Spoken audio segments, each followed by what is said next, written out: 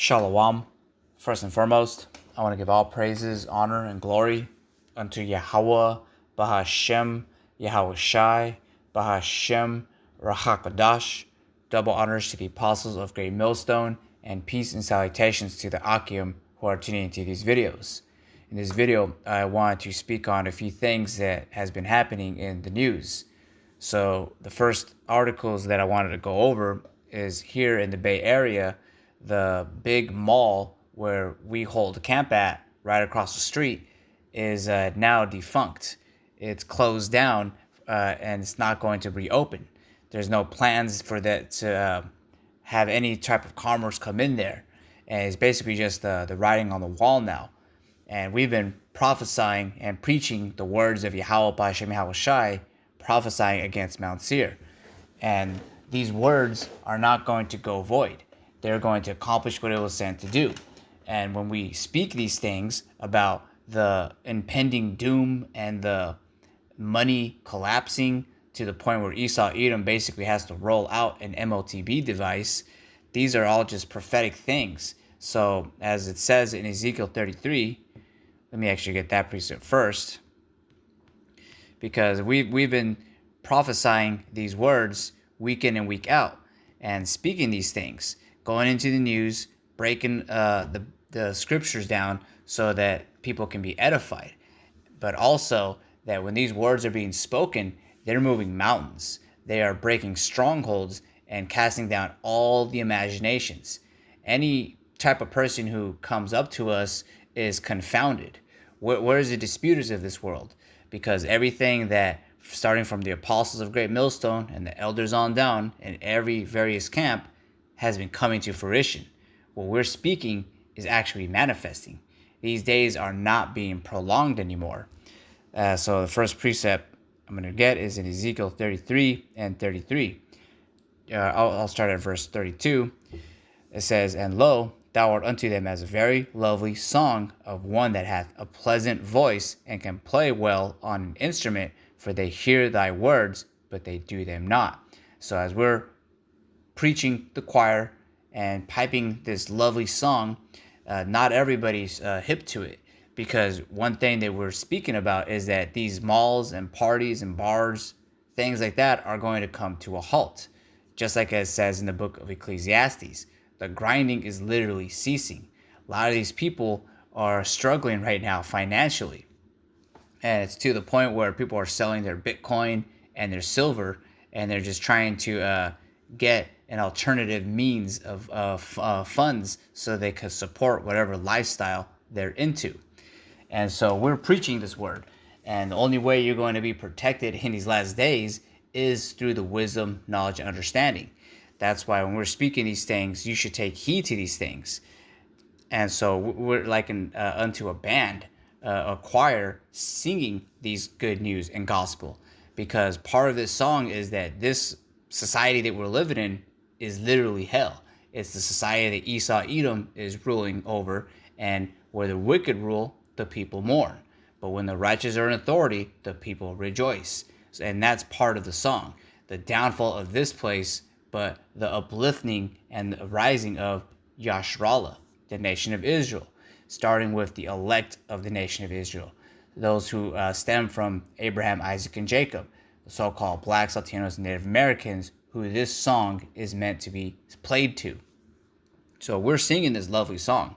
It's good news to the hopeful elect, because they know that this place is corrupt, it's polluted, and if you're a part of it, it's going to pollute you. So that's why we're basically not entangled with the affairs and the cares of this world.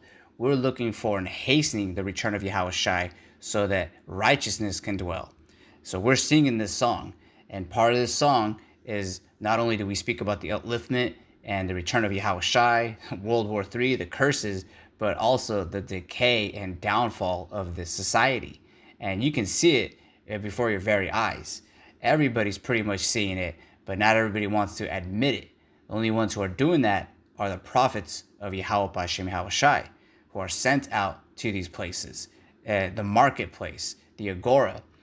As the elder Quanawaf was speaking at our camp last week, the chief place of commerce in San Francisco, which was once known as this place where everybody would go to so they can make money and start making entrepreneur moves and making businesses, that's no longer happening, because ultimately this society has a time limit.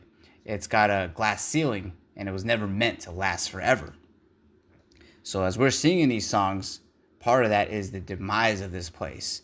And part of that is with going into the curses that this place is going to be affected with, which you're seeing now.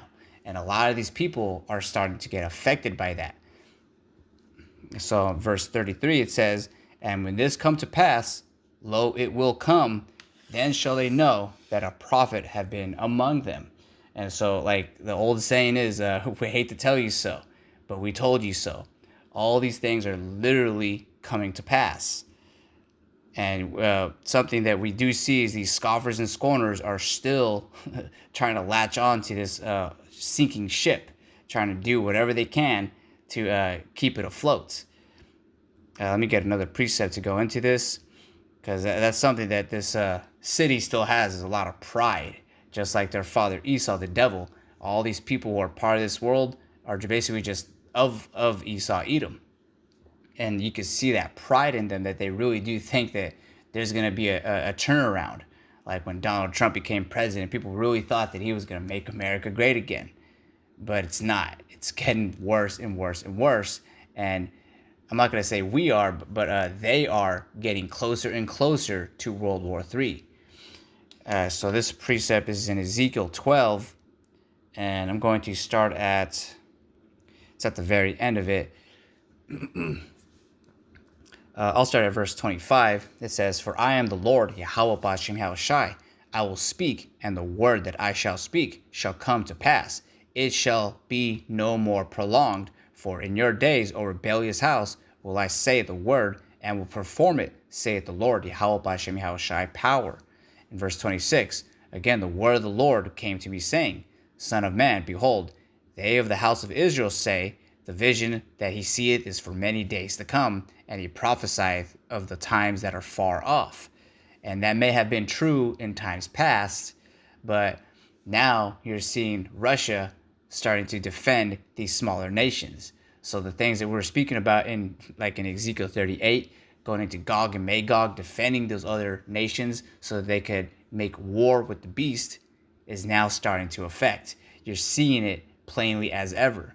And even because at Great Millstone, we harped real heavy on the MOTB in times past, and we still do, but there's no excuse now from these other fringe Israelite groups, whether it's IUIC, ISUPK, or whatever, who have pretty much are shown to be false prophets, because they're not warning our people of what this devil is planning.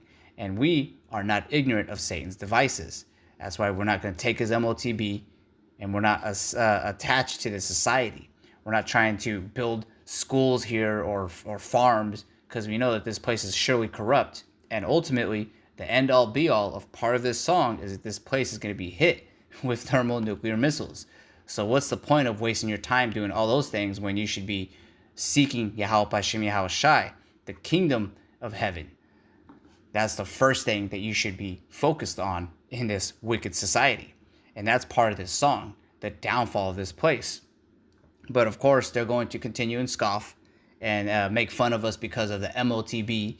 Yet, I didn't pull that article in the news, but Elon Musk this year has been dishing out more and more patients with that MOTB, with that Neuralink. And it's getting more and more blatant, to the point where these people have no excuse anymore. Then shall they know that a prophet have been among them. We've been speaking these things for a while, but now it is literally manifesting. So continuing back in Ezekiel 12 and reading in verse 27, it says, "Son of man, behold, they of the house of Israel say the vision he seeth is for many days to come, and he prophesieth of the times that are far off." Verse 28, "Therefore say unto them, Thus saith the Lord Yahweh Ba'ashem Yahushai, power, there shall none of my words be prolonged any more. But the word which I have spoken shall be done, saith the Lord Yahweh Ba'ashem Yahushai, power." And when we're speaking in the spirit, you're hearing Yahushai. And it's basically doom and gloom for this society and everybody who's walking this broad gate. It's only salvation for the elect who are singing these songs now, giving diligence and making their calling sure, so that when Yahushua returns, he finds faith on the earth, not attached to whatever crazy philosophies and ideologies the society has to offer. And just looking at this, all these articles, like I'm not gonna really go into it because the headers already speak it for itself. But I'll read them real quick. San Francisco's largest mall abruptly closed for good, sooner than expected. Good riddance, I say. How the Akim, the Brothers of Great Millstone say, because we want this to happen. It was prolonging, though it tarry, wait for it, but these prophecies are surely coming, and they're not going to stop. It's only going to accelerate. This one says, San Francisco Center Mall, photos show empty SF ghost malls days before it closed. And this right here really echoes back in 2020. And we all know the crazy stuff that was taking place during that, which basically, through the Spirit, that was just a trial and error for the elites to see what does and doesn't work. And ultimately, it didn't work because the elect have this word. They're sealed already. We're just hastening these days and building upon this wisdom, knowledge, and understanding. So when the evil days come, we're stable. But these pictures, you could pretty much say that they were taken during 2020. Because before that, like in 2018, 2019, we would go to camp. Some of us would go to the mall, actually, have breakfast or lunch, whatever it is, get a Jamba Juice, and prepare so that we're out there on the highways and hedges. But then when 2020 happened, everything was closed down. And literally after that, it never came back. Once they did that in 2020, nothing was ever like how it was before that. This is basically just now them saying what we're saying. All right, so I'm going to go into some other things because as you can see, all these things that's happening, we're getting closer and closer to Yahushua's return. So that's why we're rejoicing in this fact. Let's see. I wanted to go into this also because, and this is something that in various times we brought up, that it's wise to look into buying a few rounds of silver. So if you kind of missed out on this because you weren't really taking heed of it, but it's not mandatory, because ultimately this is basically just a small thing, because this silver that's high up right now in price really is like they're trying to correct the dollar, because the dollar, the American dollar, the petrodollar, the FRNs, you can call it whatever, monopoly money, is devalued. Because back in the day, silver was basically $20 a round, a quarter, but now it's up to 100 and some. And so like what you're seeing here, like this article here in Yahoo Finance says that Chinese silver funds halts trading as frenzy drives a premium. So like a lot of these people basically, what they call in that type of market where it's like stocks pumping and dumping, all that stuff, it's basically a bull rush. They're trying to get as much people to sell their silver as they can. And ultimately, that's just Esau Edom's last attempt at trying to control the narrative, trying to pump his American dollar back to what it formerly was. But ultimately, Babylon has fallen and it's not going to get back up, which I'm going to get those precepts in a little bit. But I want to read this here in Habakkuk 2 because it goes into the heavy debt that this society has. So this is in Habakkuk 2 and 1. It says, I will stand upon my watch and set me upon the tower, and will watch to see what he will say unto me, and what I shall answer when I am reproved. And the Lord answered me and said, write the vision and make it plain upon tables, that he may run that readeth it. So when we get this word from Yahweh Bashem Yahushai, the vision is written. We make it plain upon tables, and we make it easy for anyone to understand. That's why we have those signs. We have artist depictions and renditions of certain things. Literally, you have no excuse of what the MOTB is. If you're asking those type of questions, then you're already basically on that broad gate leading to death and destruction, when you should be focused on salvation. So we make these things plain upon tables, and then when they happen, we bring it out. We point out that we were speaking these things, that this place is going to collapse. The finances are going to go down. And one other prophecy that we're now speaking more heavily, because we're still speaking these things, is that Esau Edom is going to roll out an MOTB, speaking about what is said in Revelation 13 and 16. He's going to cause all, both small and great, rich and poor, free and bond, to receive that MOTB. And this is no time to debate or question what that word mark is or whatever. If you don't got this truth, then you're lost ultimately. So, because we've made this plain upon tables. There's literally no excuse. Like, you got even South Park, Kanye West, Nick Cannon doing certain things, telling you that you're an Israelite. So like I said, man, you got no excuse in these last days. So I'm gonna read from verse 3. It says, "For the vision is yet for an appointed time, but at the end it shall speak and not lie." And so now we're in these last days, hastening the days. And you see that the Lord is speeding up the times for the elect's sake. And you see that all these prophecies are popping like popcorn. So from verse 3 again, it says, "For the vision is yet for an appointed time, but at the end it shall speak and not lie. Though it tarry, wait for it, because it will surely come. It will not tarry." And it's definitely not tarrying anymore. And so if you go into more of what is written in Habakkuk 2 and 4, it's speaking about Esau Edom. "Behold, his soul which is lifted up is not upright in him, but the just shall live by his faith." Faith in Yahweh Ba'ashem Yahushai, because the wisdom and knowledge is going to keep us stable in these last days. Doesn't matter to us if society collapses, if the dollar is devalued, there's no more food on the streets. We are relying on Yahweh Ba'ashem Yahushai, pushing this word, being his servant, because it's prophetically said that his servants will eat in those days. So the hopeful elect are in a good case. We're not worried about those things and the cares and the affairs of this world. We're worried about the kingdom. That's what we are fixated on.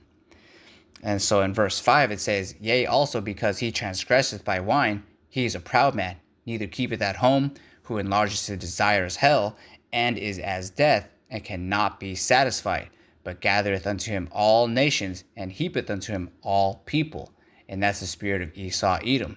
He's going around to all these other countries trying to take their resources. Like in the news, Trump is trying to go to Greenland, Iceland, and just all these other various things, ultimately stirring up the spirit of hatred and enmity between the whore and the beast. The beast shall hate the whore. And then also what happened also in Venezuela. That's just Esau Edom's MO, is that through the blessing of the sword is how he's going to take the fatness of the earth. And he's also heaping all of these nations together.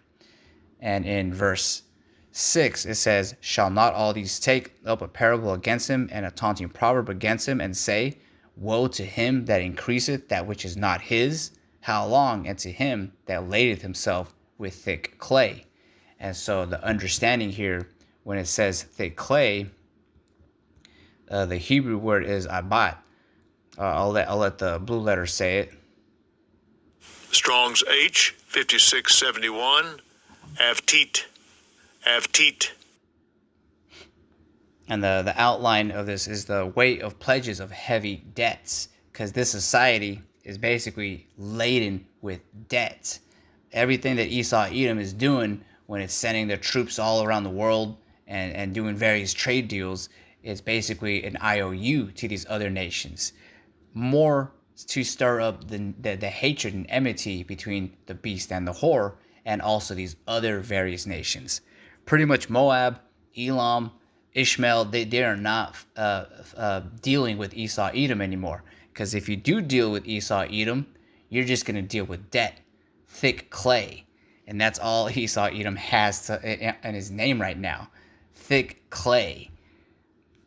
All right, so another thing I want to go into is just these various things, because I also go into like various articles about the earthquakes, but there's still tremors here and there in the Bay Area, but they're not like in heavy magnitudes as they once were, but they just, lo and behold, they're going to come, because just because they stop shaking doesn't mean they stop ultimately. Just give it a few weeks, give it a few days. Those earthquakes are definitely rising in magnitude. But right now, America is being hit with a type of ice storm. And like in this article, it says that at least 35 dead after winter storm hits U.S. with more Arctic air. And it's like you see all these things, and it's hitting this place. Like if you remember a few years back when it happened in Texas, a lot of those people in Texas were not ready for what the ice storm had in store. It had a lot of deaths then, and we're having a lot of deaths now. And this right here is what you're seeing, the spirit of vengeance, the plagues of Yahweh B'Shem Yahweh Shai being sent to hit this place, just as Egypt was hit with plagues.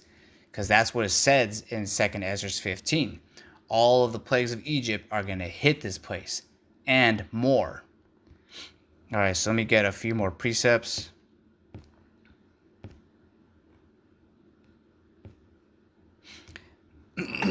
So I had this here in Jeremiah 51, and I'm going to start at verse 1. It says, "Thus saith the Lord Yahweh B'Shem Yahweh Shai, Behold, I will raise up against Babylon and against them that dwell in the midst of them that rise up against me a destroying wind."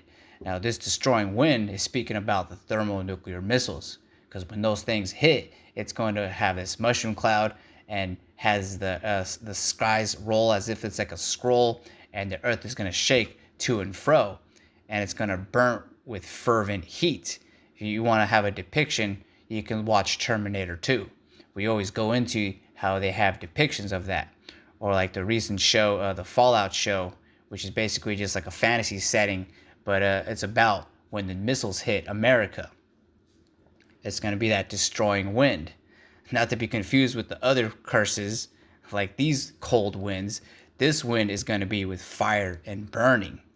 But continuing on, verse 2, it says, "And will send unto Babylon fanners, that shall fan her and shall empty her land, for in the day of trouble they shall be against her round about." Speaking about these other heathen nations, because they don't want to deal with America's debt anymore, so they're going to get all of their mighty men to go against this place. In verse 3, it says, "Against him that bendeth, let the archer bend his bow, and against him that lifteth himself up in his brigandine, Salakia," it says, "and spare ye not her young men, destroy ye utterly all her host. Thus the slain shall fall in the land of the Chaldeans, and they that are thrust through in her streets. For Israel hath not been forsaken." And this is something that when people come up to us, they think that Israel was forsaken. But ultimately, Yahweh B'Shem Yahweh Shai is still dealing with the nation of Israel, not the heathen nations or the Gentiles. He's dealing with us, the so-called blacks, Latinos, Native Americans who go back to the real Hebrew Israelites. And we are not forsaken. Our punishment is at an end. And now the iniquity, all this curse and judgment is going to be onto Esau, Edom. So continuing on, it says,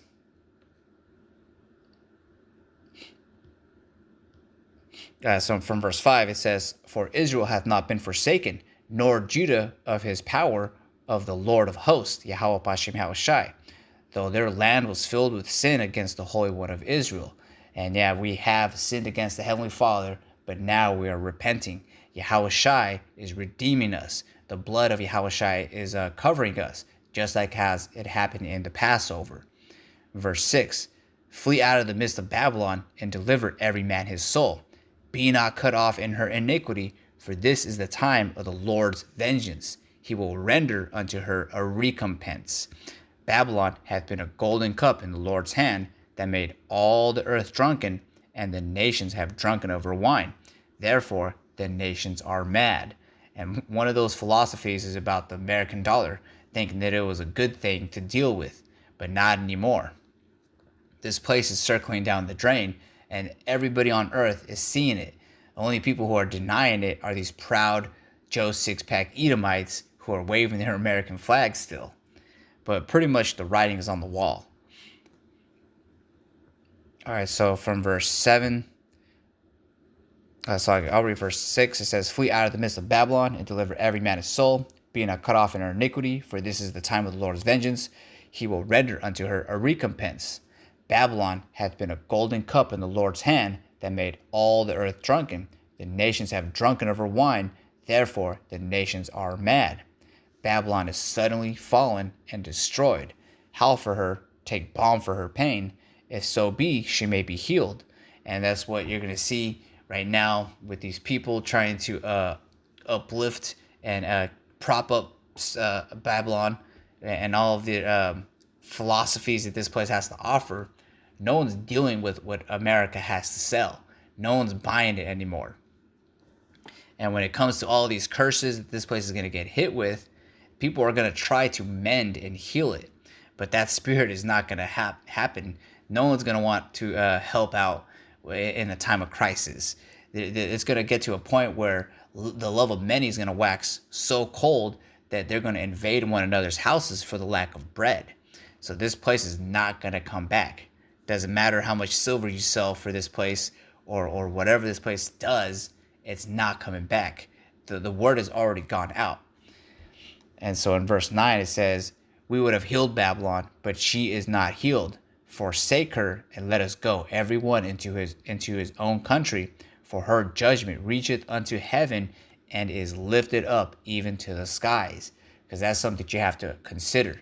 The wickedness and iniquity that Babylon, America, has proliferated around the world and has done to the nation of Israel, touching the apple of the Most High's eye, they have to pay for that.